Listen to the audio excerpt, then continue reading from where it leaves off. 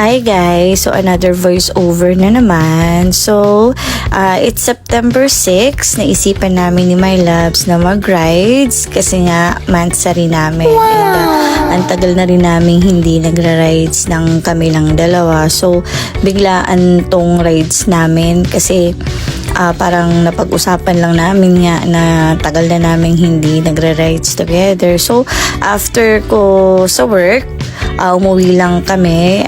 Pag out ko ng 5 a.m., umuwi lang kami.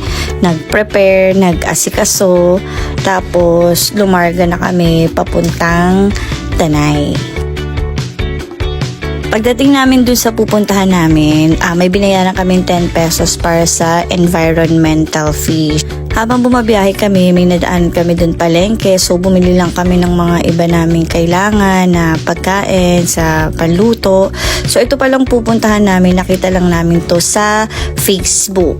Pero nung nakarating na kami doon, sobrang nagulat kami sa nakita namin kasi hindi ganun yung ine-expect namin. Pagdating namin sa lugar, tanan, ayan ang bumungad sa amin ng ilog ay kulay Copico Blanca. Kaya sobrang disappointed netong isa. Sabi ng mga taga doon, sobrang umulan daw ng malakas kaya ganun yung naging kulay ng ilog kasi nga may ginagawa daw nung windmill. Kaya pag umuulan daw talaga ganun ang kulay ng ilog. So, syempre, dahil nandito na rin kami, naghanap na kami nung iba pa naming pupuntahan. So, sa barangay Cuyambay kami ulit nagpunta. Marami kasing camping site doon. And sobrang nakakatuwa kasi yung kalsada doon is may part na sementado na kaya hindi na kami nahirapan.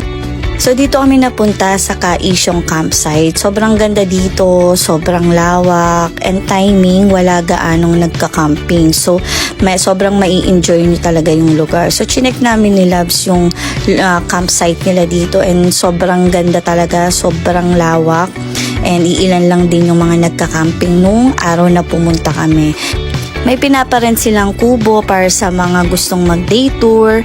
Meron din silang pinaparent na tent. Kung wala kang dalang tent, pwede rin tent pitching. And pag gusto mo mag-overnight, meron sila ditong teepee house.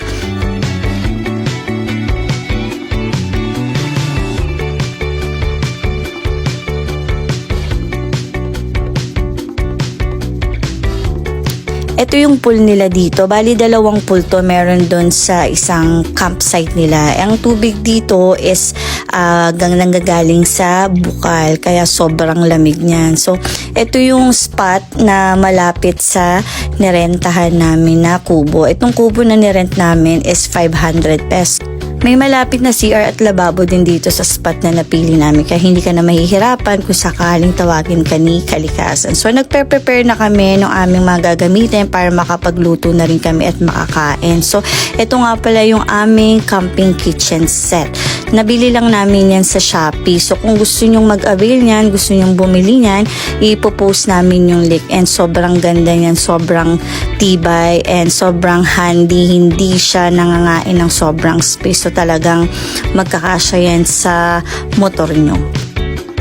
So ito na yung mga pagkain namin. Meron kaming liempo, hotdog, noodles, sibuyas, kamatis, itlog na maalat, yung mga usual na dinadala sa camping.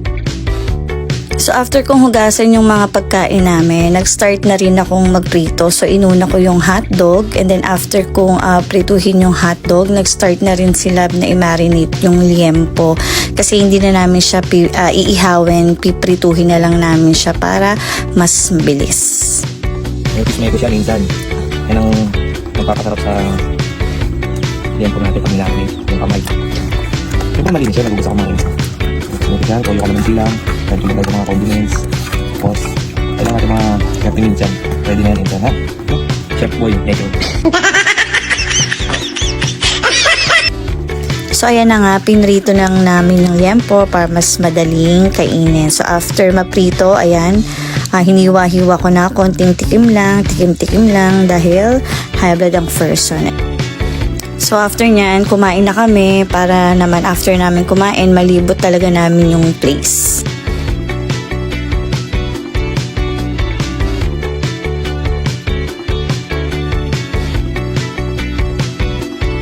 So ito yung duyan na malapit dun sa kubo namin. So konting emote-emote muna dyan.